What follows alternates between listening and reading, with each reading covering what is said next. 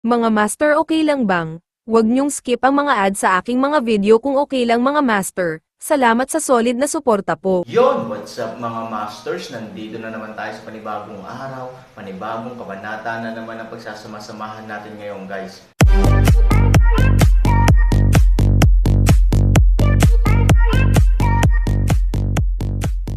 Bali mga masters, kung bago ka pa lang po sa aking YouTube channel, please click the subscribe button, lalong-lalo na po yung notification bell guys, para maging connected pa rin tayo sa isa't isa at maging updated kayo sa mga susunod ko pang video.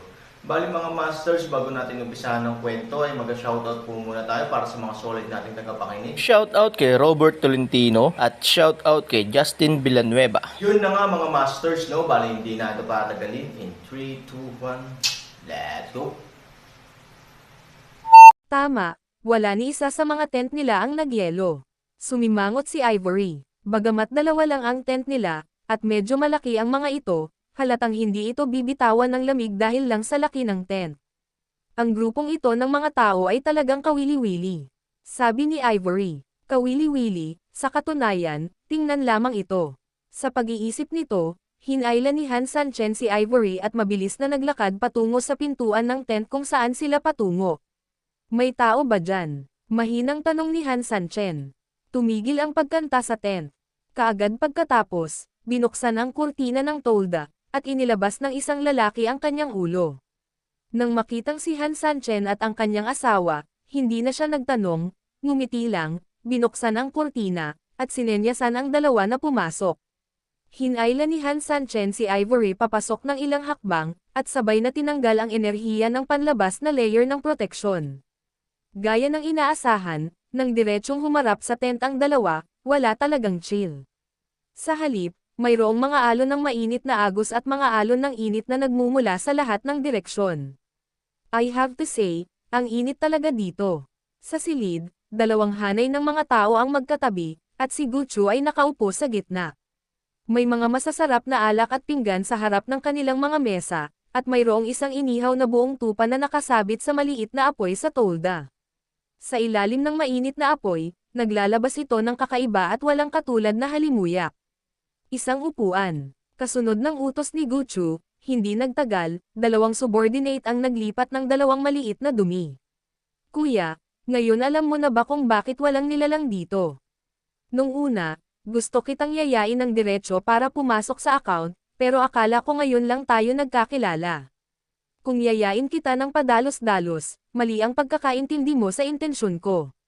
Kaya ako nag-iwan ng suspense at naghintay na mabunyag ang mga katotohanan.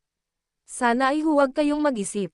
Sa pagtatapos ng pag-uusap, isang attendant ang nagbuhos ng alak para kina Han Sanchen at Ivory, at tumayo din si Guchu at itinaas ang kanyang baso sa oras na ito. Iginagalang ng tatlo ang isa't isa, at pagkatapos uminom ng isang baso ng alak, umupo ang mag-asawa sa kanilang mga upuan. Ibinuka ni Ivory ang kanyang bibig, nga pala, lonely young master, bakit may kakaibang phenomenon sa kagubatan na ito? Ngumiti si Guchu, hindi alam ng batang babae, ang kagubatan na ito ay ang tanging birhen na kagubatan sa buong angkan ng demonyo. Ayon sa alamat, ito ang buhok na iniwan ng isang dakilang Diyos. Siyempre, ito ay isang alamat, ngunit ang katotohanan ay na ito ay umiiral sa lupain ng mga demonyo. Pagkatapos, tulad ng lahat ng mga lugar sa lupain ng mga demonyo, ito ay ganap na puno ng iba't ibang mga panganib at baog. Lahat ng bagay sa mundo ay pare-pareho, at ang yin at yang ay nagkakasundo din. Dahil may kasaganaan dito na hindi dapat pag-aari, pagkatapos ay natural itong magbabayad ng ilan sa presyo. Ang sobrang lamig sa gabi ay ang tinatawag na presyo.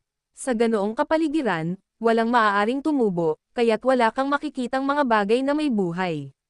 Noong una kitang makilala, nakita kong kakaunti ang mga gamit mo, kaya natural na alam kong hindi ka pamilyar sa lugar na ito. Tumanggo si Han Sanchen, ngunit dahil walang tumubo, hindi maintindihan ni Han Sanchen, kung gayon, bakit napakalago ng mga halaman. Hindi malago ang mga halaman. Umiling siya. Oh. Ang nakikita mo ngayon ay ang nakikita mo lang ngayon. Ang hindi mo alam ay isang oras ng 12:00 ng hating gabi, lahat ng halaman ay tuluyang mamamatay sa sobrang lamig. Sa madaling salita, ang kasalukuyang matinding lamig ay simula pa lamang, at ang tunay na lamig ay darating pa. Sumimangot si Ivory, hindi tama iyan. Kung, ayon sa sinabi mo, nangyayari ang matinding lamig tuwing gabi, kung gayon ang mga halaman ay nagyelo hanggang sa mamatay sa kalagitnaan ng gabi, kaya bakit nakikita natin ang mga ito na malagos sa araw? Hindi alam ng dalaga na ang lahat ng halaman ay mabilis na mamamatay pagkatapos ng hating gabi, ngunit ang mahiwagang araw-araw na pagsikat ng araw, ang sobrang lamig ay agad na mawawala, at iyong mga halaman na na-freeze hanggang mamatay ay mamamatay sa isang iglap. Sa pagitan, ito ay bumalik sa orihinal na anyo at patuloy na lumalaki, na parang walang nangyari. Nang marinig ito, ang dalawang mag-asawa ay hindi napigil ang magtanong, paano ito magiging napakahimala. Gayunpaman, kumpara sa pagkabigla ni Ivory, ang pagkabigla ni Han Sanchen sa oras na ito ay may ibang antas. Iyan ang nasa likod ng sitwasyon, kung ano ang nakatago. Oo, ito talaga ang pinakakinakabahan at kinatatakutan ni Han Sanchen. Naiintindihan na ang mga puno ay nalante sa magdamag. Pagkatapos ng lahat, hindi angkop para sa lahat ng bagay na mabuhay sa ilalim ng gayong matinding lamig. Ngunit ang talagang nakakatakot ay, kapag magkasama si Chuyang, ang mga halaman na ito ay maaaring agad na bumalik sa kanilang orihinal na estado at patuloy na lumalaki. Sa ganitong paraan, si Fang Fo ay tila hindi nakaranas ng anumang kalupitan, na talagang hindi kapanipaniwala. Ito ay hindi dapat isang simpleng kababalaghan, ngunit higit na parang may ilang puwersa sa likod nito na sumusuporta dito. Napakalaking kagubatan, kung mayroong anumang lakas sa likod nito upang suportahan ito, ito ay magiging sobrang nakakatakot. Hindi kaya, gaya ng sinabi ng alamat, ito ay buhok ng isang dakilang Diyos. Tila na, at sa ganitong paraan lamang, maaari itong mas malapit na umayon sa kasalukuyang hindi pangkaraniwang bagay ng pagtigil at kapanganakan at pagkalipol. Kung tutusin, hindi ba pwedeng putulin at tumubo ang buhok ng tao ng ganito? Nang makitang hindi nagsalita si Han Sanchen, bahagyang ngumiti si Guchu, iniisip na si Han Sanchen ay natakot. Aking Panginoon, hindi na kailangang matakot. Bagamat ang kababalaghang ito ay talagang nakakatakot, ang kagubatan na ito ay naging ganito sa loob ng maraming taon, kaya ito ay talagang wala. Ang mga salita ni Guchu ay humila kay Han Sanchen mula sa malalim na pag-iisip, at ayaw niyang makipagtalo, oo. Nga pala, Lonely Young Master, may isang bagay na hindi ko alam, iyong tent. Mga tent din sila, ngunit ang sariling tent ni Han Sanchen ay ganap na nagyelo at tulala. Sa kabilang banda, ang malungkot na batang lalaki at ang kanyang partido, ay hindi lamang nagkaroon ng parehong sitwasyon tulad ni Han Sanchen, ngunit tila sila ay nasa ilalim ng normal na temperatura. Dahil dito, medyo nalito si Han Sanchen. Tila inaasahan ni Guchu na tatanungin ni Han Sanchen ang tanong na ito, at sumenyas siya ng tingin, hiniling kay Han Sanchen na hawakan ito. Naglakad si Han Sanchen patungo sa tent sa ilang hakbang at hinawakan ang tent gamit ang kanyang mga kamay. Sa sandaling mahawakan ng tela ang kamay, isang malasot lang pakiramdam ang agad na tumama. Ang telang ito ay hindi karaniwan. Ang ilan ay kahawig ng plastic sheeting, ngunit ganap na hinabi ng tela. Napansin ni Han Sanchen na dahil sa mataas na temperatura sa loob ng tent, dapat may mga patak ng tubig sa tent. Gayunpaman, walang mga patak ng tubig sa tela, kahit na mga mantsa ng tubig, na nangangahulugan na ang tela ay madulas talaga kaysa sa plastic sheet, kaya't kahit na mga patak ng tubig ay hindi makadikit dito. Sa labas ng Burning Bone City, may pagawaan ng tela na tinatawag na isang sikat na tindahan. Ang telang gawa nitong clothespin ng shop ay magical. Sa ibabaw, parang ordinaryong tela, pero sa totoo lang may universe sa loob. Bagaman pareho, ang hitsura ng mga tent mo at ng minahan, ang mga tela ay ganap na naiiba. Mayroon kaming mga tolda na gawa sa mga telang ito, at karaniwang mayroon kaming kung ano ang kailangan naming dumaan sa kagubatan na ito. Tumanggo si Han Sanchen, nakakamangha. Napakanipis na tela, ngunit hindi ko inasahan na makakayanan nito ang gayong matinding panahon. Ngumiti si Guchu, hindi lang para magpainit, kundi huminga din. Sinabi ni Han Sanchen, kung may pagkakataon, pupunta talaga ako sa tindahang ito at titingnan. Ito ang unang pagkakataon sa buhay ni Han Sanchen na magagawa niya ito gamit ang isang piraso ng tela, kaya hindi nagsisinungaling si Han Sanchen, gusto talaga niyang bumisita. Kayong dalawa, Let me ask you a question. From your looks, you seems not in all business. Bakit kayo pumunta sa Yetian City? Halos lahat ng Yetian City ay mga negosyante sa nakaraan. Talagang napakabihirang para kay Han Sanchen at sa kanyang asawa ang maglakad ng mag-isa. Kahit na ang mga pupunta sa Burning Bone City, karamihan sa kanila ay hindi pipiliin na pumunta sa direksyong ito. Kung tutusin, aabutin ito ng masyadong mahal at magtatagal ng masyadong maraming oras upang dumaan sa Yetian City sa itinerary. Ngumiti si Han Sanchen, bumili ng ilang bagay. Nang marinig ito, hindi na nagsalita pa si Guchu, at itinaas ang kanyang baso. Halika, ituloy natin ang pag-inom. Umupo sina Han Sanchen at Ivory sa kanilang mga upuan at nagpatuloy sa pag-inom kasama nila. Sa hapag ng alak, saglit ding ipinakilala ni Guchu ang kanyang sitwasyon. Tinulungan ni Guchu ang kanyang pamilya na pamahalaan ang negosyo ng pamilya, at kung maganda ang negosyo ng pamilya, hindi maiiwasang pumunta sa Yetian City. Ang Yetian City ay tahanan ng lahat ng uri ng bihira at bihirang kayamanan, at halos lahat ng may malaking negosyo ay may sariling mga espesyal na caravan na pupunta at pumunta dito. At si Guchu ang namamahala sa sariling caravan ni Go. Nang marinig ito, napakasaya ni Han Sanchen, dahil kahit papaano ay ipinakita nito na mayroon talagang isang malaking kayamanan sa Yetian City, at mahirap para sa kanya na pumunta sa maling lugar kapag siya ay nahiga. Habang nag-uusap, lumalalim na ang gabi, at sa pagkutitap ng mga ilaw sa silid, biglang tumayo si Guchu, hindi maganda. Bago siya tanungin ni Han Sanchen kung ano ang nangyayari, ang lahat ng mga tao sa silid ay biglang bumangon kasabay ng agarang pag-iyak ni Guchu, na parang may kung anong malay, at mabilis silang kumilos ng isa-isa.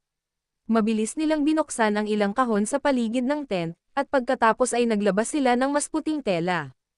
Isang grupo ng mga tao ang nakipagtulungan ng napakahusay upang ibuka ito ng sama-sama, at pagkatapos ay mahusay na isinabot ang lahat ng tela sa tolda para sa pangalawang pampulakas. At si Guchu ay hindi idle, at nakipagtulungan sa isang grupo ng mga subordinate upang mabilis na ikalat ang isa pang uri ng tela ng direkta sa lupa. Pagkatapos ng lahat ng gawaing ito ay 10 minuto mamaya. Sa pagtingin sa dalawang mag-asawa na nawawala, ngumiti siya ng malungkot, nagulat kayong dalawa. Hating gabi na. Ayon sa mga patakaran, maghahanda kami ng mga reinforcement ng maaga para sa mas nakakatakot na matinding lamig sa hinaharap. Pagkatapos mag-usap, 2 tao ang nagdala ng 2 kobrekama. Kayong dalawa, ito ay mga espesyal na kobrekama. Halos hating gabi na, kaya dapat kang magmadali at pumasok sa mga kobrekama upang maiwasan ang mga aksidente, sabi ni Guchu. Sa tabi niya, nagmamadali ring sinabi ng isang subordinate, bagaman mayroon kaming mga espesyal na tela mula sa mga sikat na tindahan para sa proteksyon, ang matinding lamig pagkatapos ng hating gabi ay palaging nagyayelo na lampas sa imahinasyon. Kung ang mga tao ay hindi pumasok sa kama, sila ay magyayelo hanggang mamatay. Pagkatapos ng mga salita, isang grupo ng mga tao ang mahusay na naglabas ng kanilang mga kobrekama, at pagkatapos ay pumasok. Tanging si Guchu lamang ang tila nagpapanatili ng kagandahang asal ng host, naghihintay na magpahinga muna ang 2 bisita. Sinulyapan ni Han Sanchen ang kobrekama sa kanyang kamay, na medyo katulad ng isang sleeping bag sa lupa. Bahagyang ngumiti si Han Sanchen, at ibinalik ang isa sa mga kobrekama kay Guchu, maaaring gumamit ng isang set ang ating mag-asawa. Pagkatapos sabihin iyon, kinuha ni Han Sanchen si Ivory at naglakad sa isang sulok na may mga kama. 3,000. Bulong ni Ivory, medyo nahihiya ang kanyang mukha. Bagamat totoo silang mag-asawa, walang problema ang 2 tao na matulog sa iisang futon, ngunit ito ay palaging nasa ilalim ng mga tolda ng ibang tao, kaya tila walang galang na gawin ito ng padalos-dalos. Parang may mga naghohas na bawal sa mga bisita at mag-asawa na magsama sa iisang kwarto. Tsaka lalo na sa ganyang tent gaya ng datong shop. Umiling si Han Sanchen kay Ivory, senyales na hindi niya kailangang alalahanin ang mga bagay na ito. Kahit na ang convoy ay nahahati sa 2 tent, mayroon pa ring 20 tao sa bawat tent. Bilang asawa, natural na gustong protektahan ni Han Sanchen ang kanyang asawa sa kanyang tabi. Bukod dito, sobrang lamig sa kalagitnaan ng gabi, at nag-aalala si Han Sanchen na baka malamig si Ivory. Sa makatuwid, Ito ay syempre ang pinakamahusay na pagpipilian para sa dalawang tao upang mag-grill ng isang kubrekama. Sa pagpasok ng dalawa sa kubrekama, sa wakas ay pinasok ni Guchu ang kanyang sariling kubrekama. Kung tutuusin, siya ang anak, at ang kanyang kubrekama ay halatang iba ang kulay sa iba. Nakasuot ng light gold, sobrang high-end ang hitsura niya. Panginoon, paparating na ang matinding lamig. Paalala ni Guchu. Nang matapos siyang magsalita, biglang may mga kaluskos na tunog. Malinaw na naramdaman ni Han Sanchen na ang lupa sa ilalim ng kanyang kubrekama ay mabilis na tumitigas sa ilang paraan. Aking Panginoon, napakalamig at ang lupa ay nagyelo ng libu-libong talampakan. Sa panahong ito, hindi ka na muling dapat umalis sa tolda. Kung hindi, kahit na mayroon kang mataas na antas ng pagtatanim, maaaring hindi ka makatakas sa lamig. Paalala muli ni Guchu. Salamat, sabi ni Han Sanchen. Gabi na, magpahinga muna tayo. Pagkatapos magsalita ni Guchu, ang apoy sa buong tent ay biglang napatay, at ang buong tent ay tumahimik. Kung may anumang tunog, malamang na ito ay ang mga pagsabog ng nagyayelong tunog na nagmumula sa labas at sa ilalim ng lupa. Hinimok muna ni Han Sanchen si Ivory na matulog, habang matagal niyang nakapikit para mag-inspeksyon. Hindi pamilyar sa lugar ng buhay at sa hindi pamilyar na koponan, hindi may iwasang kailangang bigyang pansin ni Han Sanchen.